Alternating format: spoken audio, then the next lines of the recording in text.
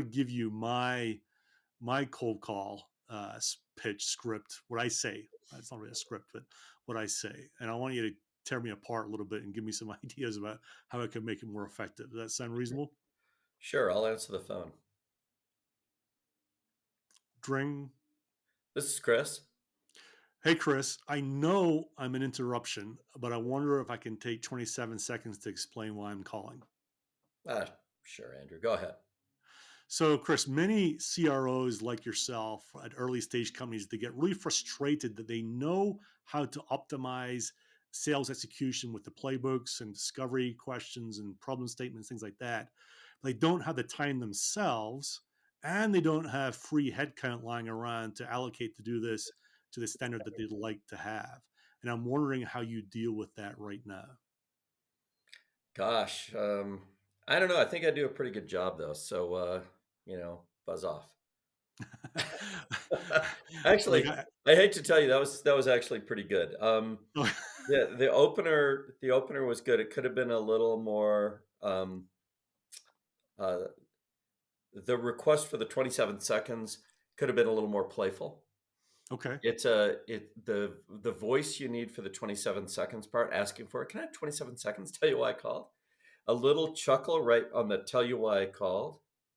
And you have to remember you're offering a solution to the problem they have, which is you. You're showing you're competent to solve their problem. So in 27 seconds, I'm going to solve your problem, which is I'm going to go away and I'm going to do it in exchange for you letting me tell you why I called, which, by the way, you're actually curious about. Now Hmm. that I bring it up, you're curious about it. So I'm trying to get to trust, right? So when you're more playful on that second sentence, you were really good in the first sentence. I know I'm an interruption. That hammer on no, and then that softness of and speed on an interruption. I know I'm an interruption. And then the switch of the voice to playful and curious. Can I have 27 seconds tell you why I called? And I'll So, chuckle with you. So I got to admit, when I only added that, I know when you just said it a few minutes ago. I don't. I've never Oh, done you that did before. pretty well then for a So, first so go at it. I'm showing myself at least I'm coachable, right? So, hi, Chris. Now the I second part, know. if I were to go to the second part, I think there's a challenge when you say that CROs like me, it's a little bit presumptuous. Hmm. And you have to be really careful not to get psychological reactance by making a claim about me that I haven't made about myself. Yeah. Okay. So that's tricky psychological ground. And given that the whole job at this point is to get curiosity, so you were going toward value.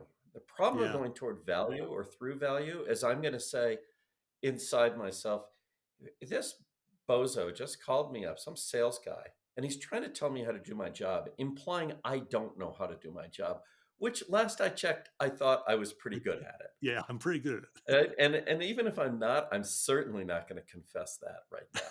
it. Yeah. So you have the avoidance of what I call the third grade playground is super important at this point. You only have an agreement to tell them why you called. That's what the agreement is. The agreement isn't to pitch something. It's just to tell them why you called. You have to, so the why you called, by the way, is about a meeting. Yeah. You have to tell them the reason you called. I mean, right? What's the reason? So the second sentence of that needs to be something like, um, and the reason I called, or the reason I reached out today, or the reason, anything like that. The simplest is, the reason for my call is to get 15 minutes on your calendar. No, for what purpose? What, to share something I know that you don't know.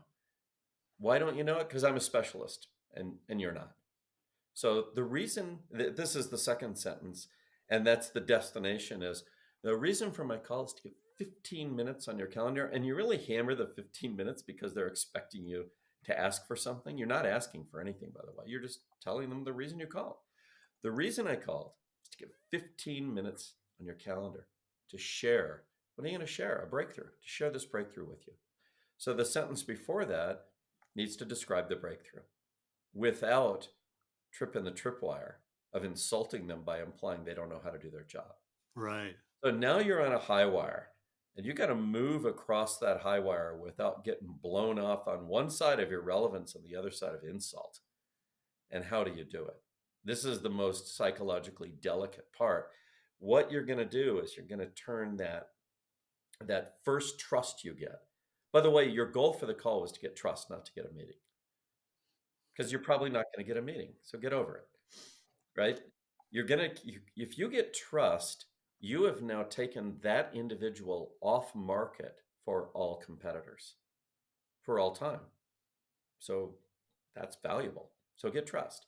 You did it. You got trust. You did a great job of getting trust. Now, instead of going to value, go to curiosity. Right. Curiosity is the powerful mover, the motivator for somebody to do something they did not expect to do before the curiosity. That's almost the definition of curiosity.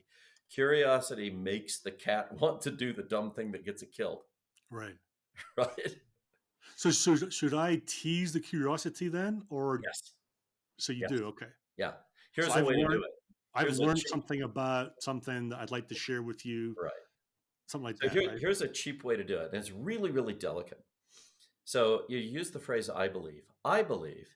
That's like nobody expects you to say that. So they're already curious. Why would you say that? Why are you telling me what you believe? You must really believe it or you wouldn't say it, right? And you say it with great conviction. So I'd say, Chris, I believe we've discovered a breakthrough that keeps people responsible for revenue from getting stuck behind not having bandwidth to apply what they know to the situation they're in right now. And the reason I reached out to you is to get 15 minutes on your calendar to share this breakthrough with you. Not have the bandwidth to apply. What does that even mean? Hmm. I don't know, but I know I'm responsible for revenue or growth. And maybe I don't have the bandwidth to apply everything I know. After all, every human being who works, according to Deming, who told us this a long time ago, works for pride of workmanship. And they're always frustrated that they don't have the time, the support, or the resources to do their job as well as they hold themselves accountable for. Hmm. That's the primary motivation of all people. The more senior they are, the more frustrated they are that they don't have the time, the time, the support, and the resources to do their job as well as they hold themselves accountable for.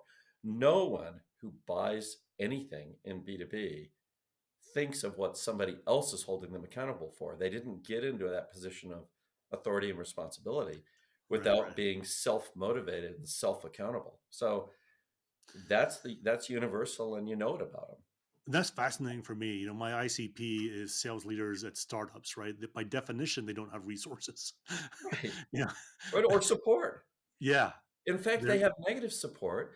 They're always having support pulled out from under them. Prepare this stupid thing for the board.